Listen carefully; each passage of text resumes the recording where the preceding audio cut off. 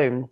If it's okay, Councillor Kingi, could I ask you to open with a karakia? Ka pai, Chair. Kia ora, members. Got a different one for us this morning. I think I might have nicked this one from Mr. Green. Not sure. Anyway, ino tātou. Tukua te wairua kia rere, ki ngā taumata hei arahi. Ia tātou mahi, me tātou whai, i ngā tikanga a ratou mā, kia mau, kia ita, kia kore ai ngaro, kia pupuri, kia whakamaua, kia tina, tina haumi e, hui e, tā ki e. Thank you, Chair. Kia ora, Councillor Kingi. First, can I call for apologies? I'm noting Mayor David isn't here. Is there anybody else? Have we heard from Bubs? We also have Roger Stokes, who won't be making it, and Dennis Lewis will be filling in for him. Great. Thank you for those. Hedley Tattle.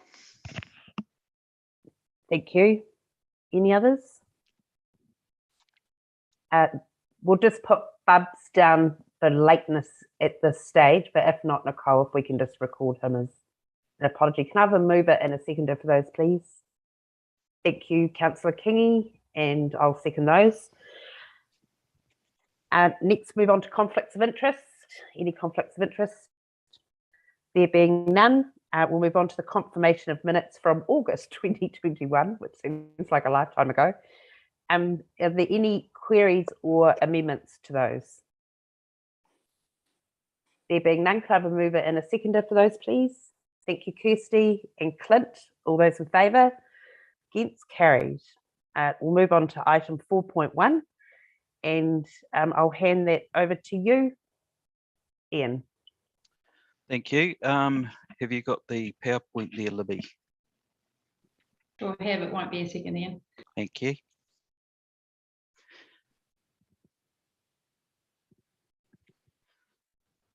So good morning, everybody. Ian Connon, Civil Defence Emergency Manager. Just going over some of the events that we've had in the last couple of months. The first one being Cyclone Dovey on number 2 slide. Now this was around the 16th of January. There was a lot of talk from the Met Service, the forecasting, that this was going to be a major event. Floods, damaging winds, large amounts of rain was to hit the east coast, and they were tracking it for several days. Concern for us that there was going to be huge amounts of rain, and because we'd had quite dry weather, it meant that the water wouldn't soak into the soil, so we would have had a lot of surface water going through, causing flooding, which would have made the rivers rise very quickly. So Hadley was covering, as I was on holiday down at the Chathams at the time, and so he was getting the messaging out to the EOC team and getting pretty well prepared, which was a great job. But unfortunately, this event never actually happened. So we were really lucky with that one. And the East Coast, where it was meant to hit, actually got away very lightly with it. The next slide that we have is Cyclone Dovey. Now, we all know about Cyclone Dovey. This was being tracked for about, that slide there, is the Cyclone Dovey tracking. The next slide we'll go to, sorry, Libby, is Cyclone Dovey. Now, this was being tracked for about 2 weeks, and it was going to have the potential of being quite damaging. For us, we're looking at the weekend of the 11th to the 13th of February. The eye of the storm actually came in over the west coast, over Kawhia. The rain started with us on the Friday at 2:30 in the afternoon. Forecasts were saying large amounts of rain with heavy winds, and what we were looking at there with the amount of rain that we were expecting, they were predicting between 20 to 25 millimetres of rain per hour, which is a lot for us at that time. One of our criteria watches for Waihi, Hipawa Hill, is 25 mils of rain per hour. Friday night, the rain got very heavy. So as a precaution, I got hold of Bubs down at Turangi, and we put Waititoko and my camp on standby just in case we had to evacuate down by Tauranga Taupo with the residents down by the river there. As it was, some of the residents in those houses were up to play with the forecasts, and we were talking to them, and some of them went to stay with friends at other places just in case something did happen. At 2 a.m. in the morning, the rain got very heavy, and it was localised just over Taupo. If you could go to the next slide, please, Libby. You can see here, this is the rainfall that was recorded out at the airport. So you can see the first bit of rain, as I said, started at around 2:30. Before midnight, we were looking around the 10 to 12 millimetre mark, but from 2 a.m. in the morning, that's when it all started, and it got really heavy. So I actually went out for a drive to check our stormwater drains and to see what was happening, where we had quite a bit of flooding that you'll see in some next slides. At 2 a.m. on Saturday morning, Hadley and I went around, checked the waterways, and between 2 and 4 a.m. we had 38 millimetres of rain. And over that period of 24 hours between 9 o'clock Friday morning and 9 a.m. Saturday morning, we broke a 46-year record with a total of a 24-hour period of 112 millimetres of rain. Wow. So that's since records started back in 1974, around about there. So 112 millimetres of rain. So if we go to the next slide, this is the graph for the TT River, and you can see on the Friday how rapidly it rose. We have 3 alarm levels. The first one went at 1.5, and then the next one went at 1.8. At that time, we had the flood room live up in Hamilton by WRC, and they were predicting more rains and possibly going over the 2 metre mark. But where you see at the top of the graph at that 2 metre mark, the rain had actually stopped. We were monitoring it, and it hadn't rained up there for at least 2.5 hours. So we knew that it wouldn't go up anymore and that it would start to drop. And then you can see that it went down. We had a little bit more rain, which that next last dip in the graph, that was only 16 mils of rain that caused that increase there. Next slide, Libby. So these are the photos from early Saturday morning and some on Sunday. So the top left and centre photo is of Lake Terrace. Now, a pipe was blocked for the stormwater out into the lake, so it caused a bit of flooding right outside where the ice cream and coffee cart are, that area of Lake Terrace there. Top right, if you can see that slide, that is down by Seacombe Park at the boat ramp. The bottom left is a picture of the Unimog that was required to help with the water team out at Tihoi on Sunday. The middle photo is the stormwater gully at the bottom of Chad Street. So this is at about 2:30 Saturday morning.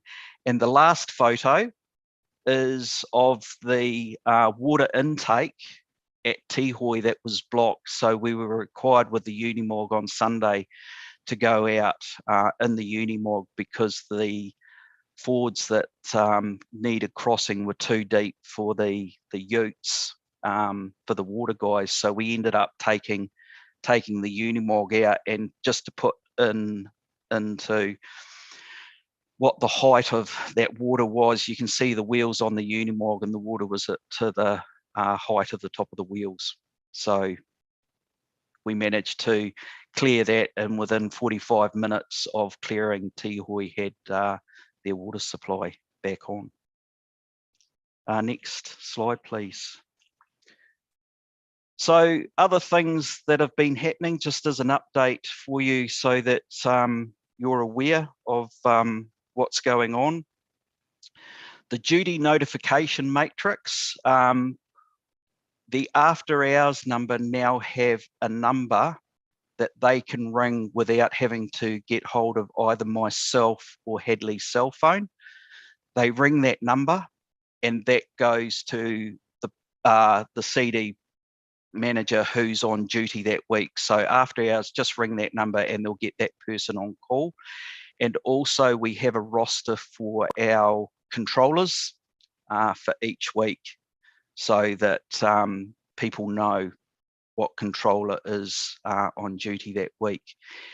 Exercise, we have an exercise coming up in May that will be a desktop exercise that all the other members of the group that will be doing. We've had a few issues just because of COVID, people away, and getting people in for a major exercise. So we've had to change things around quite a bit. So what we will be looking at is an exercise which is a weather event. We will be using teams. We will have function managers there and one other person from each function, plus the other appropriate people that need to be there, as in safety, risk controller, health and safety, and those functions there. And that will go for a morning for about 4 hours. So we'll do 2 hours and then we'll do a swap over. Training is what we've done for people that come on board who join council. As part of their induction, they will be signed up to Takatu and will be doing the foundation course, and then from there, if they're interested, the intermediate course, then moving on to function courses. So we have about 50 people on the books at the moment, but we want to get that up close to 100. So that's what we're working on as well. The 10 times hazard brief response plans, they're high level response plans. And just as what we're looking at for those response plans, we're looking at landslides, earthquakes, fire, flooding, geothermal events, storm events, chemical spills, volcanic eruptions, and the last one that we've been dealing with for the last 2 years is pandemic. So Hadley and I have worked on those. They're completed. They're a high level. They pull out when we have an event, and that kicks us off to get the process underway. Any questions?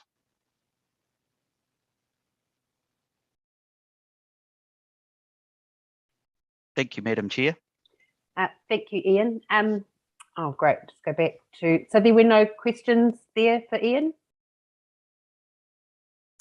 Ian, just touching on, you mentioned the response plan for fire. And how does that one work? I mean, we have an example recently of the scrub fire by the wastewater treatment plant, but then that would be fens led, surely? Yeah, so we're looking at bigger events, rural fires. So as an example for that fire that was down by the wastewater treatment plant, we were actually in contact with fens and the police. So if they required us, we were available, but it just depends on the extremity and how big the operation gets to whether it'll be a multi-level incident requiring assistance across that event. right? Because, you know, with the work that's going on in the trifecta legislation around who runs the event, so to speak, I think. Fins would be the leader. Yeah. Yeah. Okay. Any questions from anybody for Ian? Great. Well, that's very clear and concise as always, Ian. So the recommendation is that the Emergency Management Committee receive the update from the emergency managers. Can I have a mover and a seconder for that, please? Thanks, Kevin. Thanks, Tong. All those in favour? Against, carried. Right. 4.21. Welcome, Phil. I saw you on my screen briefly before. Thank you very much for attending on behalf of WRC, and look forward to hearing about liquefaction and other subjects. Madam Chair, just noting that Bubs has just joined us. Oh, kia ora. Welcome, Bubs. Well, kia ora, everybody. Hello, Bubs. Floor's yours, Phil. I don't have the nice background like Bubs. Sorry.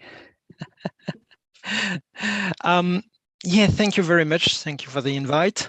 My name is Phil Moreau, and I am from France. So you will be probably struggling with what I'm going to say in the first minute, but then we will see it will go smoothly. But actually I've got Ian, so he can anytime translate. So just say stop and then Ian can translate. We have been working, because I've been in Topo for 4 years and working for the regional council for about 4 years as well. And I know Ian since when. He was very warm welcome. And I have to be honest, I've received a very warm welcome from Taupo, so I really share this this area of the country, and especially New Zealand as well. And it's a very nice place to be actually regarding what is going on around the world.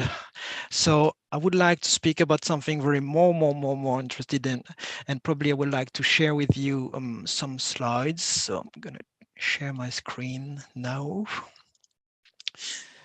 Screen this one and then share. So yep, and then maybe so it's all good. So yeah, today it's a bit of an update because it's the first time I'm speaking to you, so it's a privilege. And on behalf of Waikato Regional Council and especially the resilience team, this is the team of about 10 people from Integrated Catchment Management department here, and I am the senior regional hazard advisor for the Waikato Regional Council.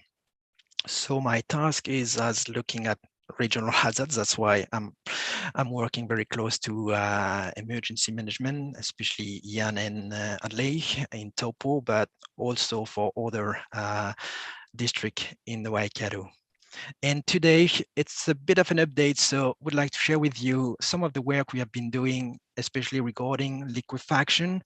Again, a bit of ex-Cyclone Dovey, is it the new normal, and some few updates. And I would like to finish with the Lake Taupo spill contingency response plan, and I've asked Wayne Reed here from Waikato Regional Council to just to speak about it, about this new project. I think you will be very interested. And of course, we had a very nice summer in Taupo, and the lake was very good. So let's start with the liquefaction. So the liquefaction, where does it start? What does it start? It started in November 2019. When we got an update from the building code, so probably you are aware, and the building code said every territorial authority has got 2 years to update their hazard mapping, and especially regarding liquefaction. So it must be done by end of November 2021, it was last year. And this is why the regional council decided to do this mapping at the regional scale, but you will see that there is more improvement and more step ahead that district council should take into account. So this is where it comes from, what we are especially interested into liquefaction.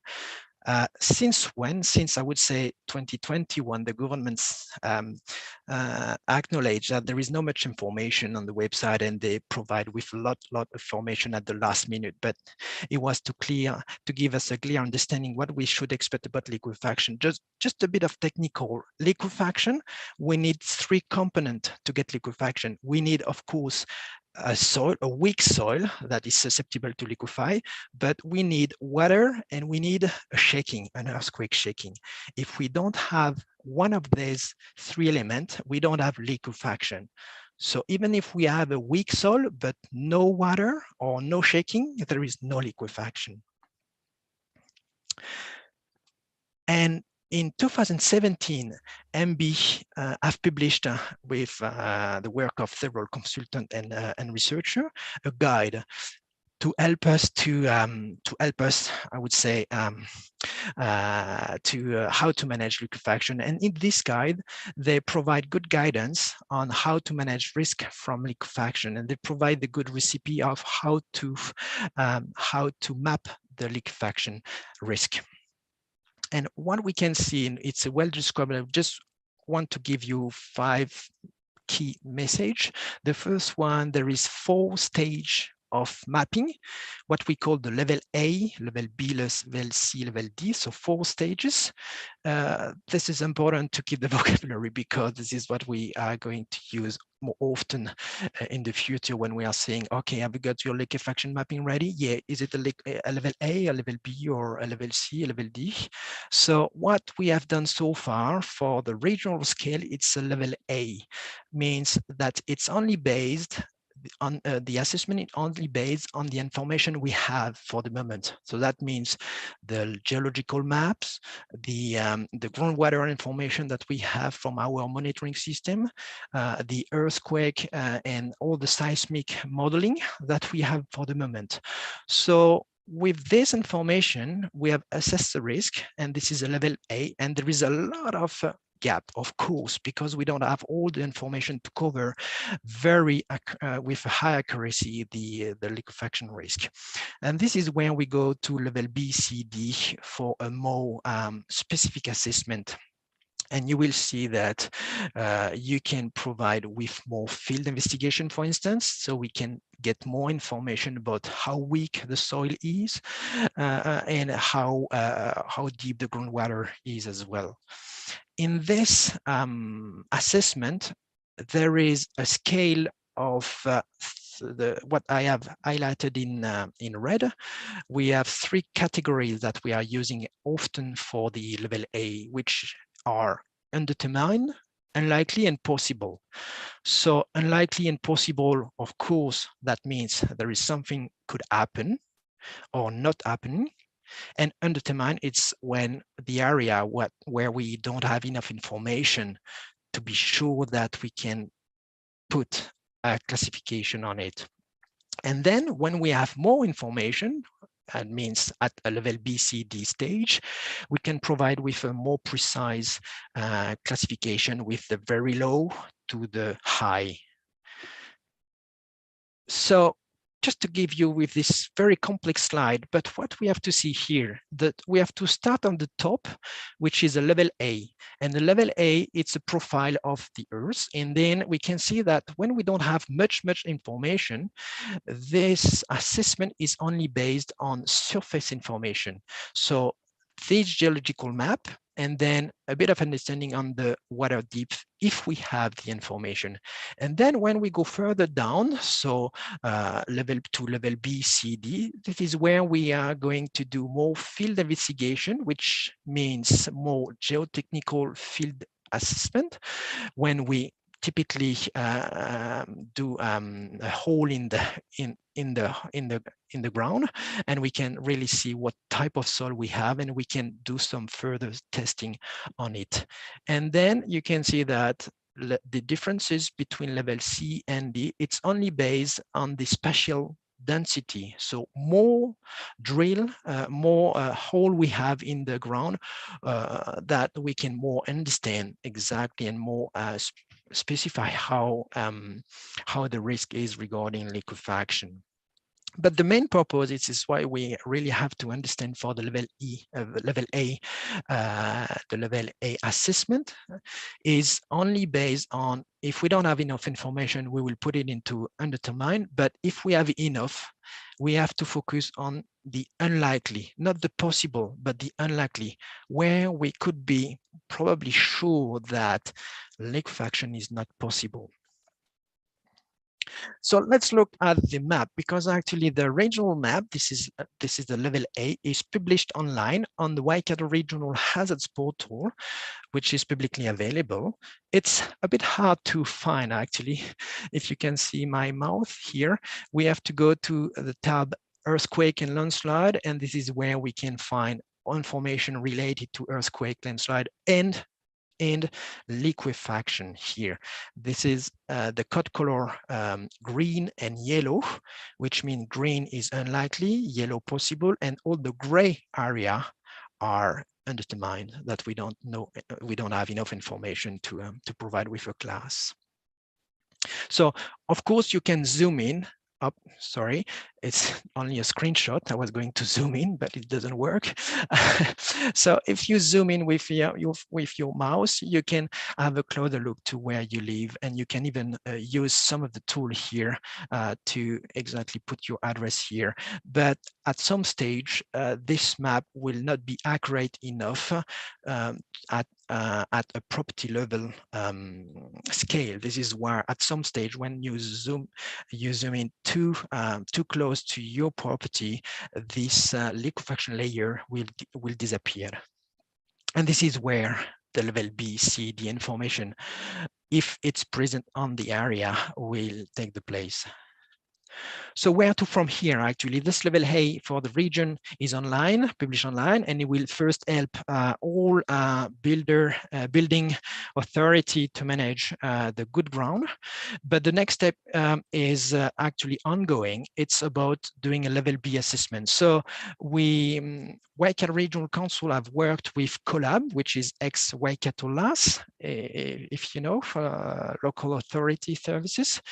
And Collab is managing a new tender, a regional one, for a level B assessment, where every district council within Waikato can apply for an area that they are interested to get the level B. So it doesn't mean that Collab or even Waikato Regional Council will pay for this level B assessment, but we are just managing a collaborative approach to do this tender together and get the best price and the best consultant as well. So it will for district councils, it will be an advantage for not managing the tender, to do the review, to select the candidate, etc. And myself, the Waikato Regional Council, and other consultant, we are going the peer review of this level B assessment, of course for district councils interested. So it's actually ongoing, and will be out maybe in April.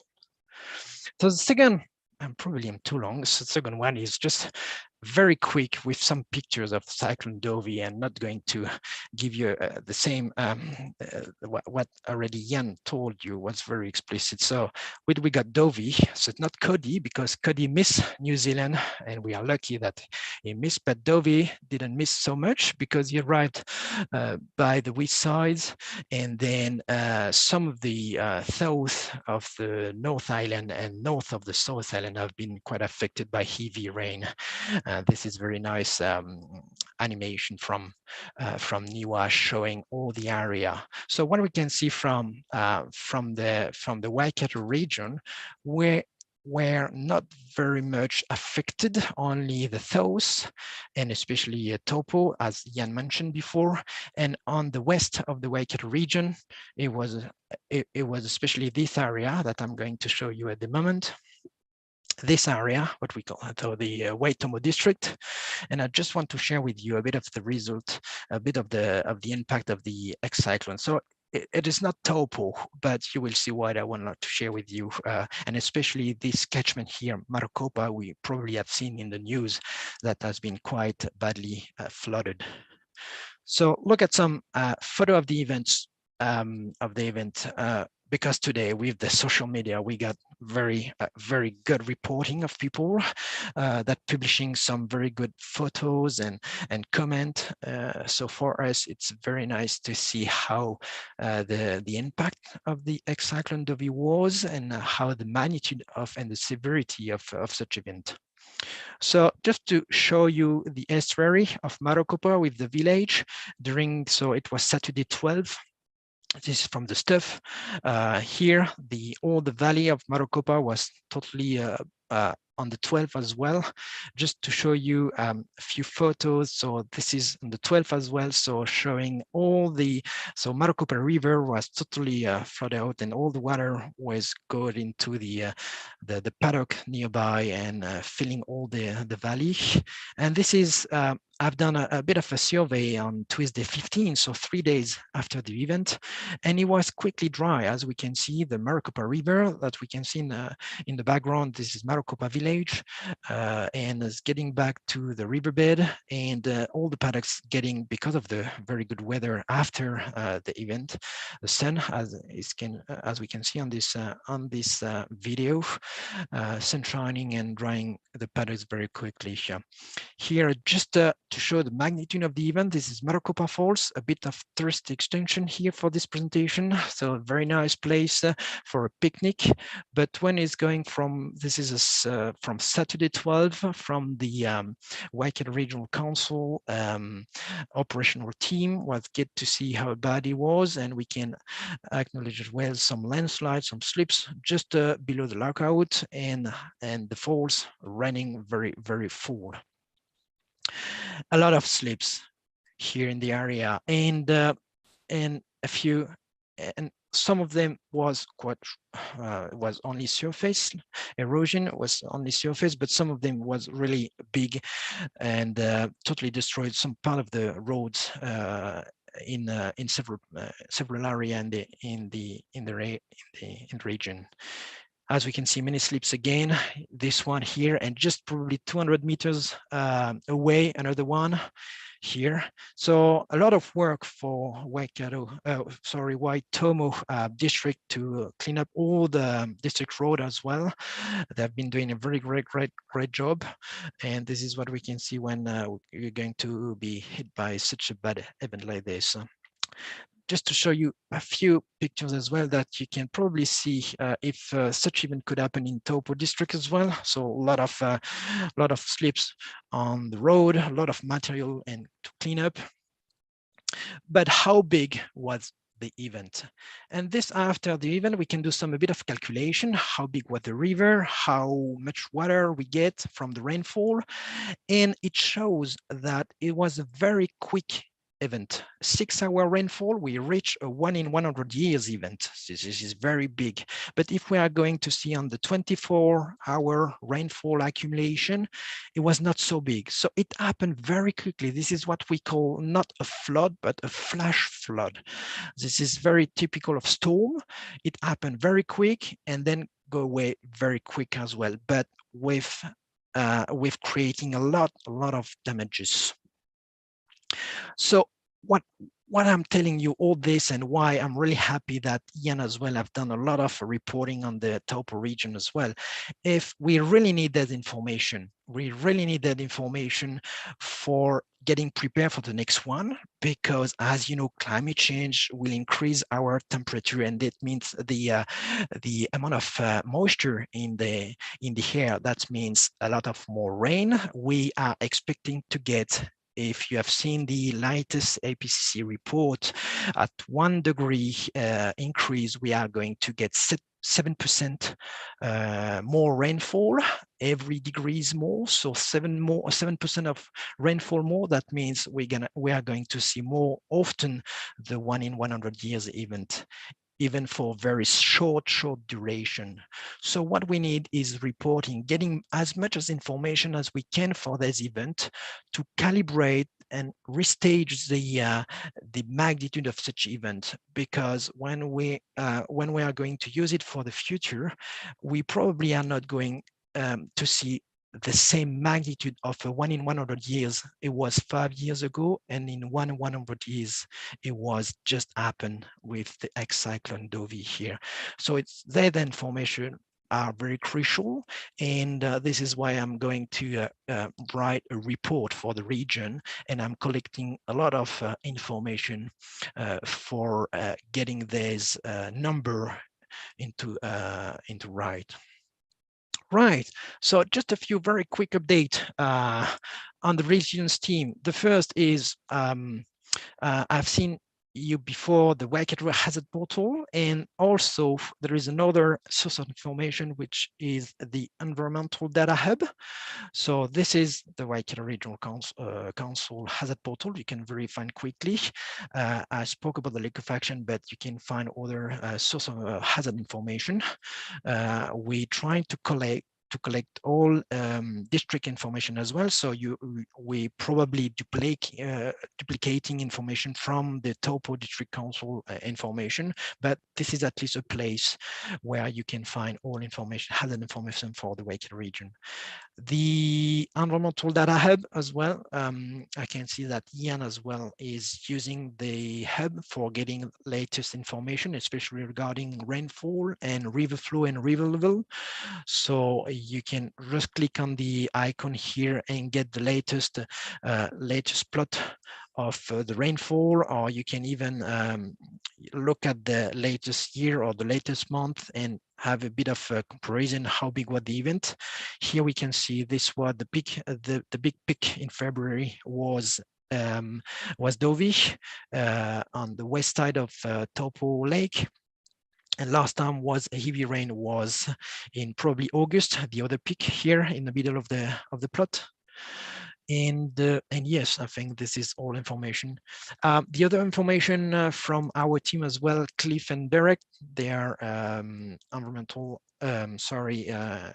emergency operator as well. So we are upgrading digital radio systems, so probably link with you guys to check if all work together, and as well a review and an update on the regional flood response. As I said, we have to update all the numbers according to climate change. So now we'll give the hand to Wayne Reed to speak about the Lake Taupo spill contingency response plan. Thank you, Wayne. Thanks, Phil. Kia ora, good morning, everyone. Thanks for the invite to this meeting. I work in a different area to Phil. I'm the team leader in charge of a team that responds to environmental complaints within the Waikato region. Last financial year, we had 2,200 of those. So complaints from members of the public, and they can range, they're any to discharges from into the air, water and land. So there's a range of incidents that the team attend. And just a bit of background, I think I'm right in saying Councillor Kingi some time ago, the beginning of 2021, identified a bit of an issue in Taupo and the area with I guess a lack of coordination, or identified that there were agencies down there with resources, but they were sort of maybe not talking to each other, or not each other knowing what everyone had. So because of this, we had a meeting in March 2021 at the Taupo Regional Council office, and there were a number of agencies there, and I took it upon myself to write a response plan for, I guess, everyone's benefit for any sort of spill to the Lake Taupo and its tributaries, but also addressing those two issues, I guess, listing what every agency had in resourcing, you know, what booms and stuff they had, but also a contact list of all these agencies and people that could help out. So I'm pleased to say that the plan is more or less drafted, and it has taken me a while, and for one reason or another, but I'm at the stage now where I'm wanting to circulate it now with the agencies just to update their resources, because I know some people have more booms and the like, but also check that the contacts list are is correct. Once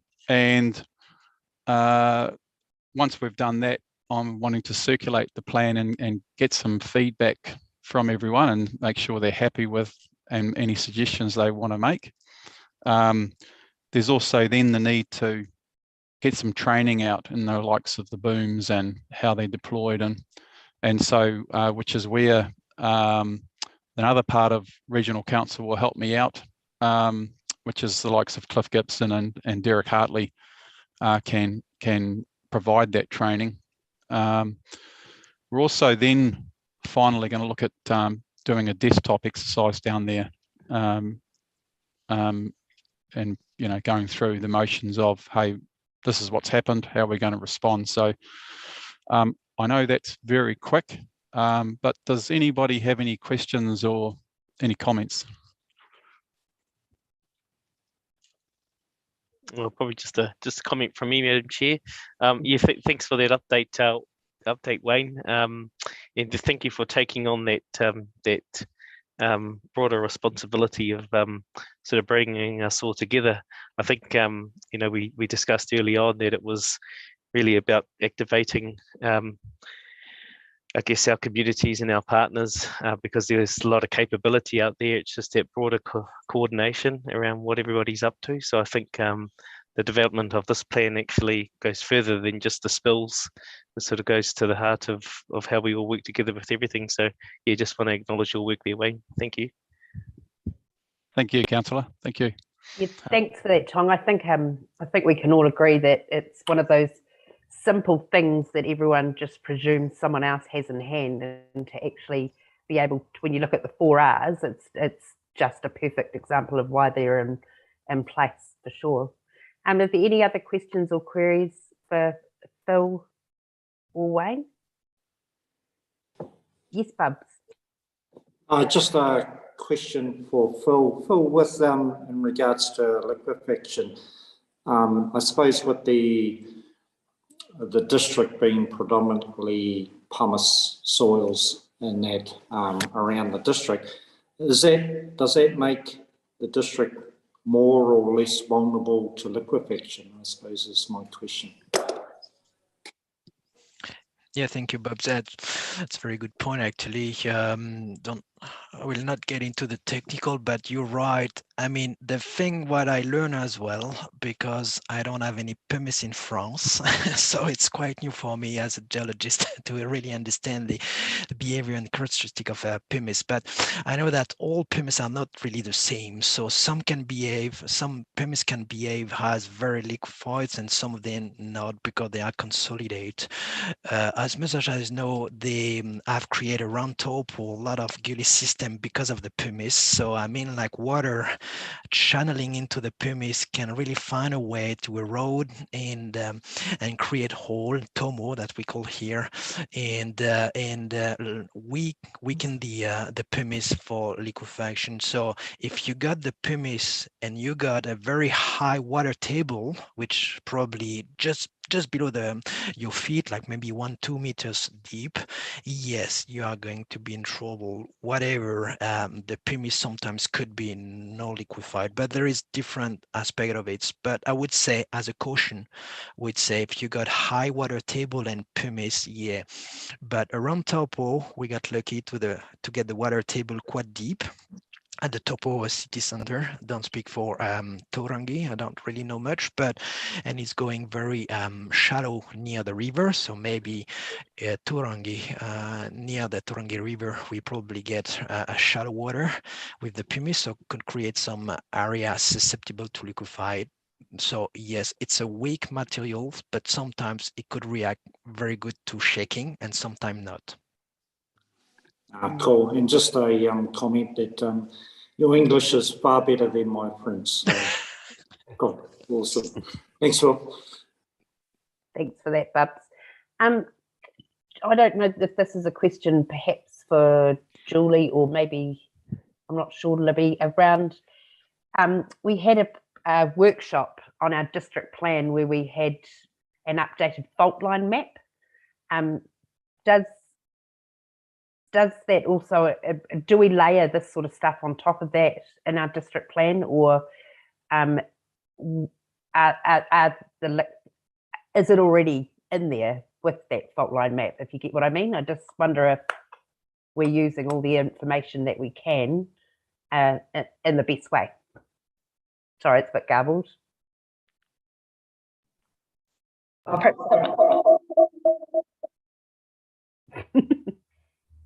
Perhaps I was just going to hand to John. I can see he's just popped up on Oh, screen. right, great, thank you. Yeah, we if there's an application, we overlay this liquefaction information over the top of it. We've got some ways we look at it when there's an application that comes in. Great, thank you. And is that what is behind the geotech requirement for building consents? Yes, it is. Yeah. Actually, the new regulation, according to the building code, will ask for further investigation, and especially if it's in a possible area, or even indeterminate if you don't have enough information. But at least it should warn our authority if you got any kind of soil, but if you got a very shallow water table, and Topo is quiet because we are just right aligned with the TVZ. So a lot of seismic activity, as we can see every day on our GeoNet apps. We got a lot of seismic activity, and even a very short, very small seismic event could trigger a bit of liquefaction if we got the water. So it's all about water. So if we don't have this information of the ground, we should have it. And especially for building consent, we generally stop to the first 2, 3, maximum 5 meters. But the new regulation regarding liquefaction says we have to go at deep of 10 to 15 meters. So this is a new thing. So drilling a little bit farther, just to be sure that between the 5 and the 15, we still have a very good ground. As long as you find the good ground, you just stop. And all, of course, just to say, consider that there's information, hazard information. It could be the faults, it could be liquefaction, it could be weak soil. Should be layered to any kind of consent to get the best decision. Yes. Great, thanks, Phil. But you've still got your hand up, but I figured you've just forgotten to take it down. Cool. Are there any other questions for Phil or Wayne? There being none, the recommendation, and I'll just slightly amend, that the Emergency Management Committee receives the update and thanks Mr. Phil Moreau and Wayne Reid for attending. If I can have a mover and a seconder. Thank you, Tong. Thanks, Kevin. All those in favour? It's carried. Right, 4.3, one of my favourites, GNS Science Update. Yeah, good morning, everybody. Can you hear me? Yes. Yeah. How are you, Brad? Not bad. I'll just attempt to share a screen, hopefully.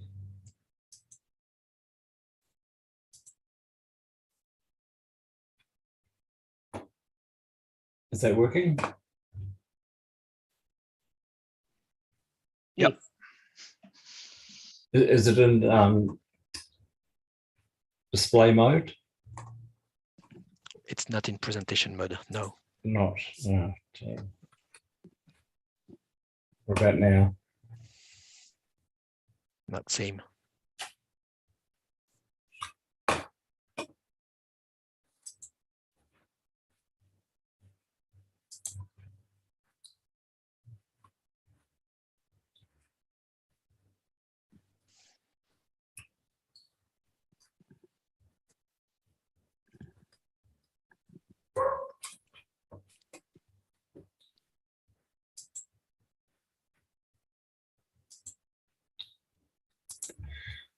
I'll be with you now.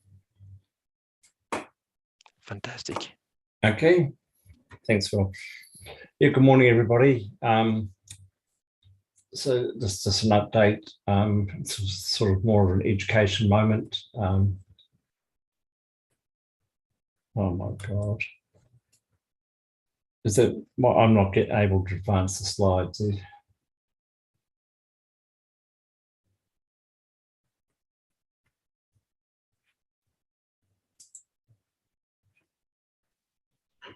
Hey, through the chair, if it's helpful, I could perhaps just grab the slides off Brad and quickly try and get them up and try and share them if that's helpful. Yes, that'd be great. Yeah, I don't know how we're going to do it because it's a 10 meg file.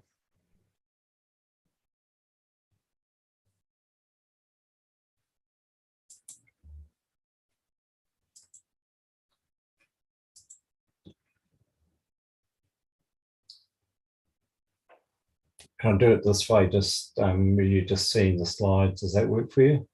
That's fine, Brad. Thank you. Okay, sorry about this. It's okay. Yeah, so bottom line is Taupo, as Phil has already alluded to, you're exposed to earthquake, landslide and volcano hazards, which is probably not new news to you. Earthquakes are related to the rifting and volcano processes, the landslides related to the rain and soft soils, and volcanoes, you're exposed to two types of volcanoes, the cone volcanoes of the Tongariro National Park and the Taupo Volcanic Centre, which is a caldera volcano.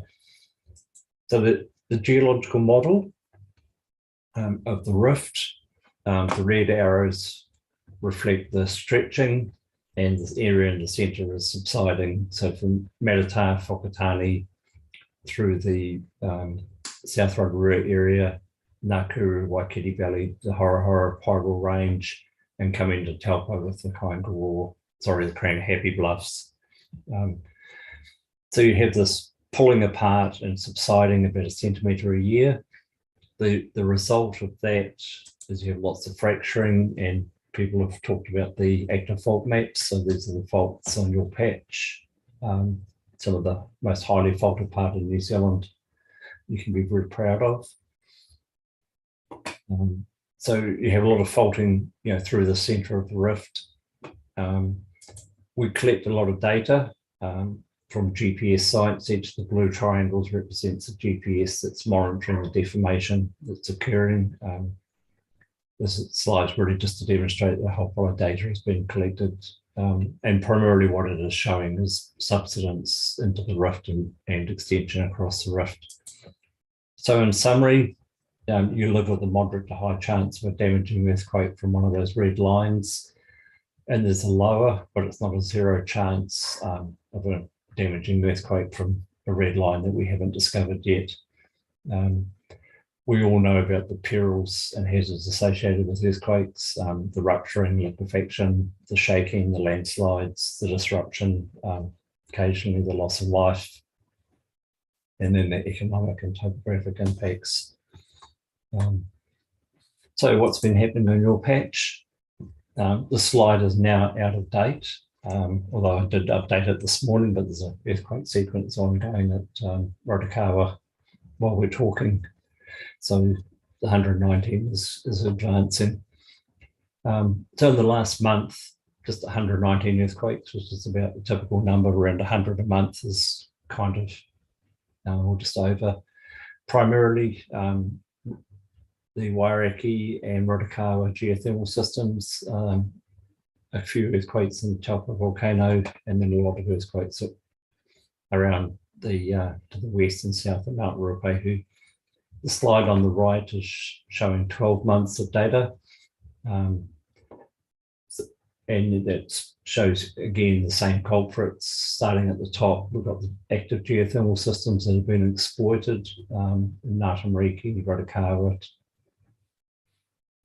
Wairaki, Mokai, Taupo volcano, basically in the lake, earthquakes associated with the volcano, and then back into the Rift Valley through south of Turangi into Tongariro National Park. Then we have earthquakes associated with the volcanoes, the Tongariro vent lineation, and then the earthquakes are mentioned around wrong volcano, Ruapehu, and the Wairuru hotspot, which is a regional area with lots of earthquakes. So yeah, it's an active area, but nothing, 119 a month, 12 months, 1,300, that's just over the 100 a month average. Putting that in a graph, the orange line is showing the cumulative number of earthquakes through the year. It's 1300 earthquakes, and the magnitudes are shown in the top plot. This is energy, and if we have a larger earthquake with a big step up in energy. This is 14 years of data, and the orange line is reflecting the number of earthquakes. So a sequence back here a few years ago, 2017, but of a step up, a sequence back here in 2009. But in essence, it's pretty much a uniform rate of release of strain and earthquakes in the area, occasional little pulses, but nothing really screams out. So that's the earthquake side of things with you. Volcano, as I mentioned, we have different types. Taupō District, you have the cone volcanoes of Tongariro National Park and the Calderas, which has occupied some of the lake. So cone volcanoes, these are the Tongariro National Park type volcanoes. The key take-home message is eruption frequencies is about a decade to a century, 10 to 100 years, and the primary hazard is volcanic ash fall. So those are the cone volcanoes. They're frequently active, and we can expect them sort of once a decade, once every 50, 100 years to do something to upset us. The other volcano system is the Calderas. Now these are superimposed on top of the rift. So it's not enough to have the rift coming through, but we have the Calderas. There's 8 of them identified in the Rotorua Taupo area, and Taupo being one of them in the southern part there. So that's superimposed on the rift. Now the key take-home message from Calderas, I'll grade out the eruption frequency because the return periods are 1,000 to 10,000 years. So it's going to be very unlikely to be on our watch. However, unrest, that's when the caldera decides that it just may wake up for a little while and roll over and go back to sleep. That could occur on the similar return period to the cone volcano, so that's your 10 to 100 years. We've got 2 active calderas in New Zealand, Taupo and Okataina in the Rotorua district. So this is just a graph showing, a block diagram showing the structure of Taupo volcano. This is an interactive plot, which I can't interact with, but it shows the Oronui eruption 26,000 years ago, very, very large. Then the Taupo eruption at 45 cubic kilometres. But the key thing is there's 29 eruptions on this graph in the last 27,000 years, except for 2, all the rest are plotting along the baseline here, and they're down around 1 or 2 cubic kilometres. So even the Taupo 232 and Oronui are incredible exceptions. And the majority of the eruptions from Taupo are actually similar to 95, 96 Ruapehu, or a little bit bigger. It's produced 80 cubic kilometres of material, which is incidentally the same as what Okataina has produced up the Rotorua way. But there have been 17 periods of unrest in the last 140 years, and that's, as I say, was the most likely. What are they up to? Ruapehu has peaked in temperature at the beginning of the year and has been cooling. And that it's kind of got stuck. It's been sitting around 28 degrees for a few weeks now. So sort of watch the space. Tongariro, I've just put up one plot for the earthquakes. Again, like the Taupo area, the orange line reflecting the number of earthquakes, and it's a pretty steady state environment. On the right, this is some ground deformation measurements around Taupo. All the red triangles reflect areas where we collect data. This plot is showing the sites the nearest Horomatangi, which is the vent for Taupo volcano. Since we started this work back in the 1980s, we have seen 75 millimetres of uplift at Horomatangi, so that's like 3 inches. What that's really saying is we do have pretty sensitive technologies for monitoring the volcano, but what we've seen is very, very small caldera volcanoes traditionally have meters of deformation. Once I've worked on in Rabaul and Papua New Guinea in particular, we had up to 9 meters of deformation before the eruption there in 1994. So 75 millimeters doesn't really count. The other 2 plots are showing the subsidence into the rift and the subsidence that's occurring around the shores of Lake Taupō. Just a quick reminder how we play the game in Volcano. We use the New Zealand Volcanic Alert Level system, and this is where we set the volcanic alert level and we let you know what the volcanoes are up to. One sort of point of interest, volcanic activity bulletins, they were volcano alert bulletins. On the 9th of February, they were renamed to activity to reflect, we actually talk about the activity of the volcano. Not every bulletin is an alert or a change of status at the volcano. So they've been renamed. Just a reminder that one of the products is an ashfall prediction if there is an eruption.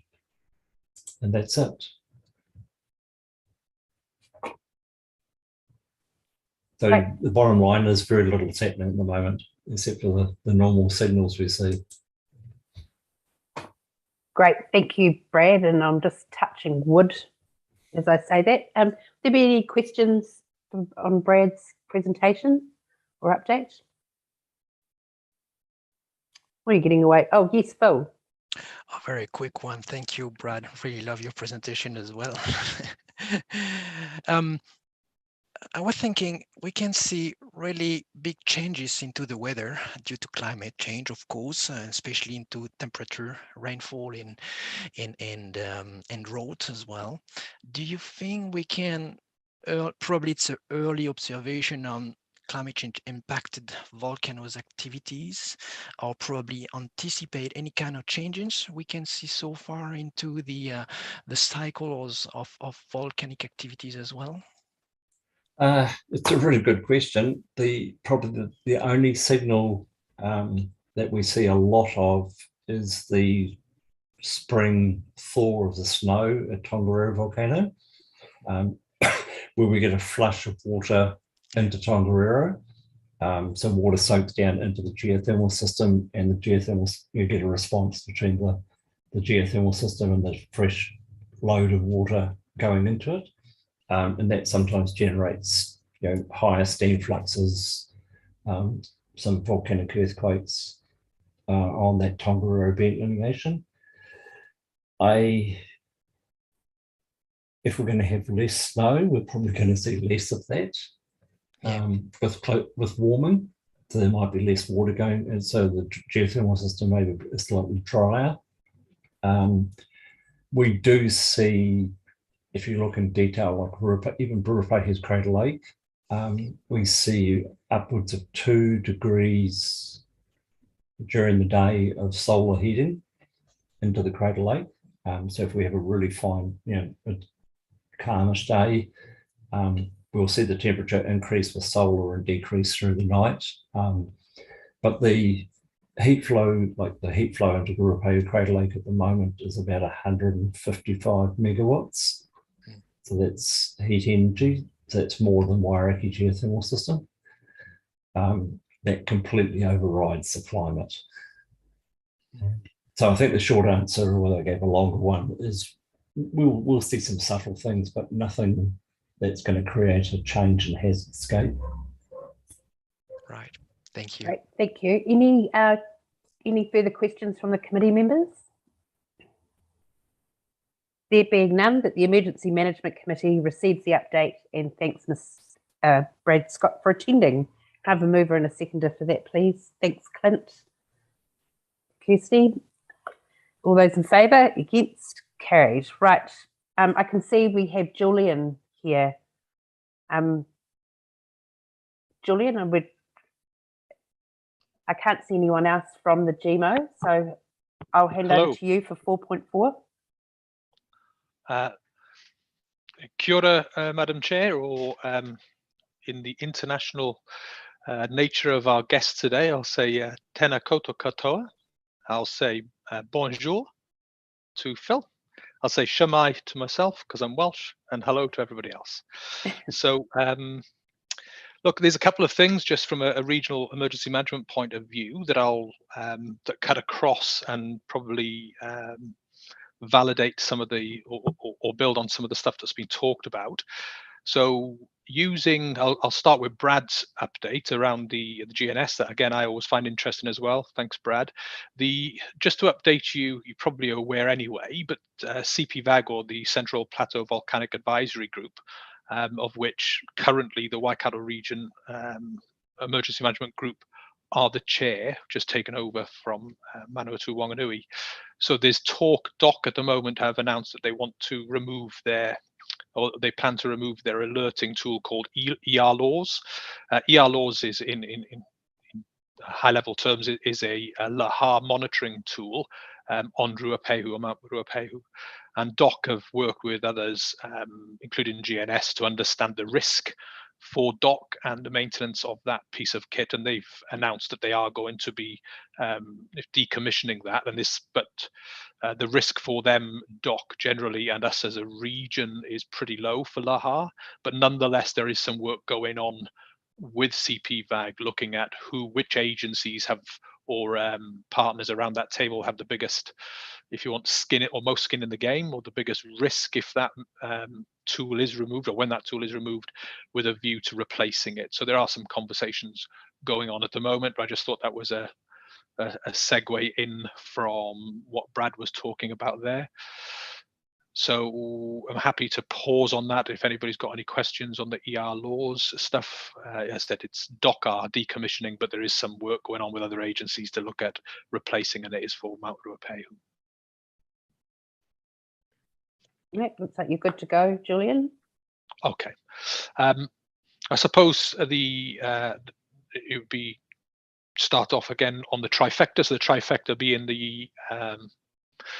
the review and repeal and replacement of the current civil defence legislation, and there's some targeted engagement, not necessarily public consultation at the moment, NEMA by the National Emergency Management Agency, and we have as a region submitted a consistent submission to central government around our views on the current proposals.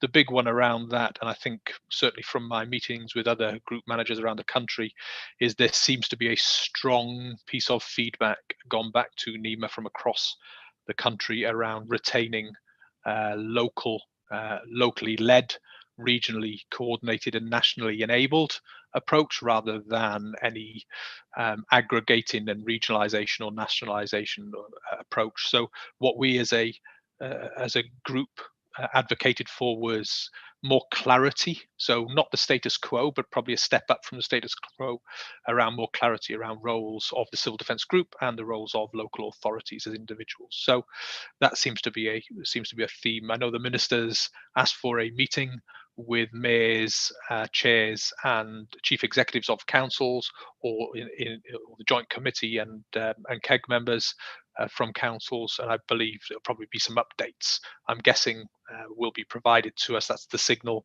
that I'm getting, that they will want to talk about that particular item that's probably created quite a bit of conversation around the country around that localized approach versus regionalized versus national. So we'll wait to see what the minister's got to say on that. I've got no inside knowledge, but we'll just it's signaled in the invite. In relation to hazard and risk, you heard Phil talk earlier on around the increasing frequency of events and due to climate change.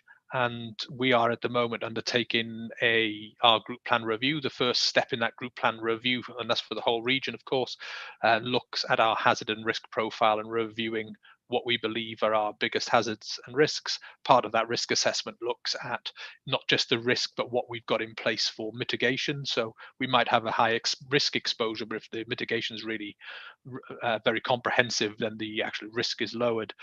But bearing in mind, a lot of our mitigation across the region was put in place decades ago for a different environment. It'll be very interesting to see where our risk profile lands. So if people are receiving invites to those hazard and risk workshops, I would very much raise the profile of that. It's not I hate to say, just another civil defence meeting. This is quite a significant meeting in terms of setting the framework of what our next 5-year plan looks like and what our priorities should be. So yeah, so that's another regional piece of work there. Other piece of regional work is, look, we are very much aware, whilst we're out of the COVID space, so to speak, apart from myself having to go to the regional leadership group meetings for COVID, very conscious, as we saw with ex-tropical cyclone Dovey, things that start off as a watch and are believed to be a weather watch very quickly turn into something more significant, as we saw in the Waitomo and Taupō districts. And what we're seeing across the region is a lot of staff absenteeism because of COVID or linked to COVID at the moment. So we are keeping an eye on that, if you want, regional capacity to be able to support an event, because we are aware of individual councils at the moment who, if something was to happen locally, would struggle to stand up a response because of those impacts of Omicron and the staffing levels as we go through the peak of this current surge. So we are keeping a view on the regional picture, and I am comfortable that if something was to happen in any of the councils across our region, we would be able to support those, and our regional resilience is maintained.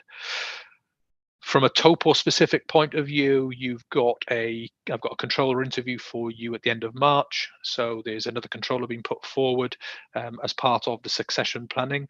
So that's good. I'll be down in beautiful Taupo doing that interview towards the end of March. And then finally, Ian Connon talked about the exercise and the impact that Omicron has had on our ability to undertake exercises. And look, we've all got a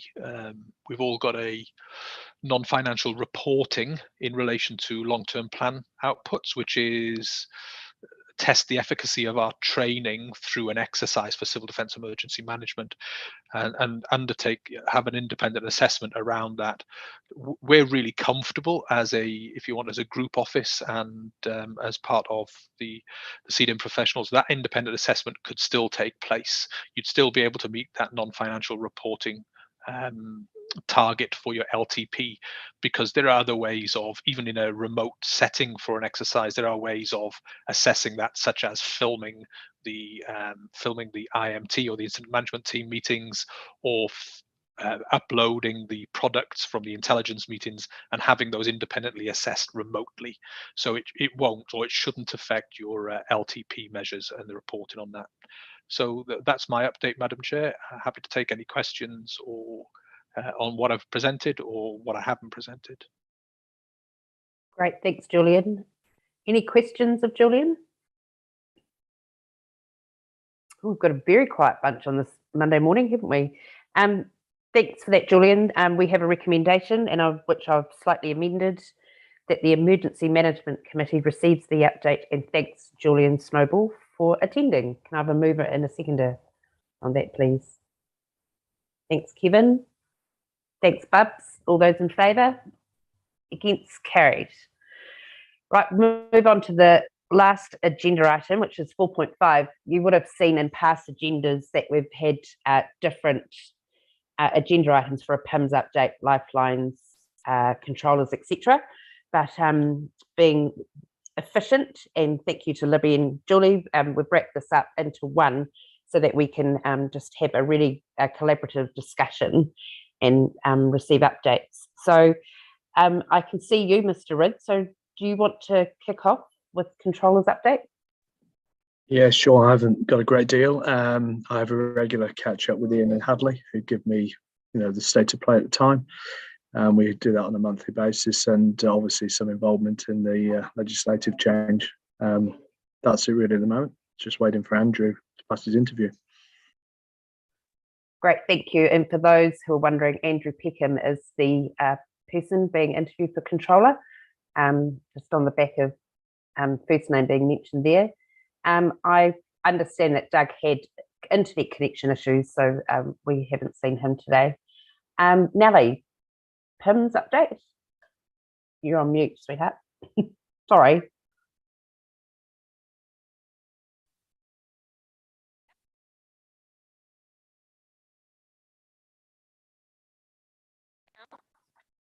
I think you'll be able to hear me now. Yes. Yeah, for some reason, my microphone doesn't like over Teams. Anyway, just a quick update from me from a PIM perspective. We've been supporting group for the last, or probably six months with an on-call PIM duty roster. Still working through how that works in a more permanent fashion. It has been a trial basis. So yeah, we're just working through that with other councils at the moment. We've talked about the rain events. We had a number of affected water supplies, so we were supporting. Actually, the water team were amazing, and they always are in giving us as much information as early as possible around what water supplies were affected. So we just were out there supporting our water team to get messages out there around where the water tankers were. Then, of course, while not specific to civil defence any longer, but we have been pretty busy in DHB with COVID and RATS messaging, and then also very aware, as Julian mentioned, around resourcing should an event happen and we needed to get some PIM support in there. And we've got a number of new staff members on board, and we do need to not only train them up, but also make sure that we've got a bit of a contingency with the Omicron peak. That's it from me. Any questions? No, thank you, Nellie. Dennis, from a Lifelines perspective. Thanks, Madam Chair. Just got a couple of three things here. Last month we had the National Lifelines meeting, online meeting. There was a couple of key things that came out of it that we'll be building into our looking for our AMPs for the next AMP. And one of them was post-earthquake building checks, and particularly in relation to our water and wastewater treatment plants, but also our buildings. And the other one was emergency levels of service, and that's something that's coming through with the trifecta stuff as well.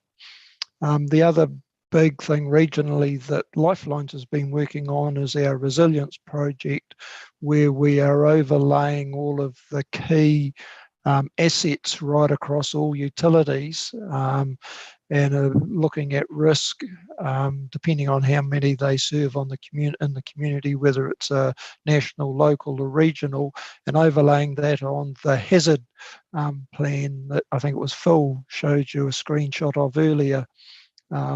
That's what we're hoping to do there, is identify some key risk areas.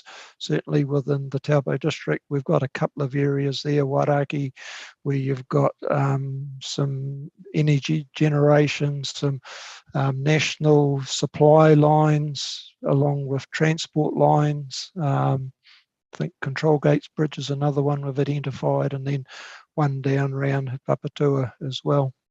Yeah, and that's it for me. Happy for any questions. Thanks, Dennis. Any questions? There being none. I don't see Veronica on my screen. So is there anyone in the wealthy space, or can we just leave that?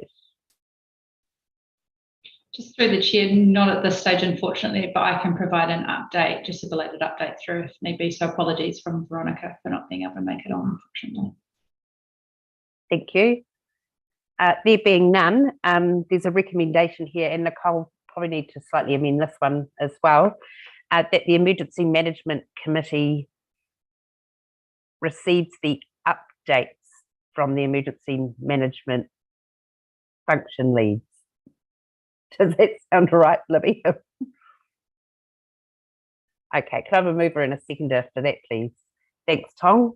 Thanks, Clint. All those in favour? Against, carried.